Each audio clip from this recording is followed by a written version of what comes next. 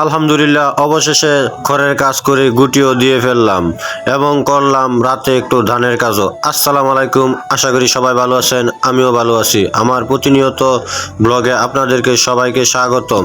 আমাদের প্রাকৃতিক দৃশ্যটা দেখেন কি সুন্দর, আর দেখতে পাচ্ছেন আমাদের প্রাকৃতিক দৃশ্যের মধ্যে নানা কিছু আছে, শাকসবজি। এরপরে এই খড়গুলো আমরা আজকে সরিয়ে ছিটিয়ে শুকাইবো।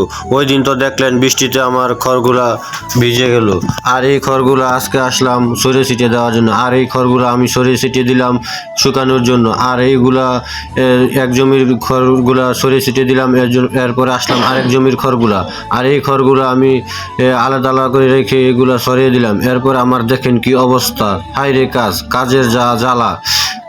যারা খড়ের কাজ করে তারা শুধু বুঝে এই খড়ের কাজের কি জ্বালা। কি অবস্থা হয়ে গেলাম আজকে আমি। এরপরে আমি আবার আসলাম গোসল টোসল করে এই খড়গুলো আমি জমাইতেছি। এই খড়গুলো এখন বাড়িতে নিব। আর এই খড়গুলো বাড়িতে নেওয়ার জন্য নিয়ে আসলাম আমার হেলিকপ্টার ভ্যান গাড়ি। আর এই হেলিকপ্টার ভ্যান গাড়ির মধ্যে খড়গুলো ভরে বাড়িতে নিতেছি।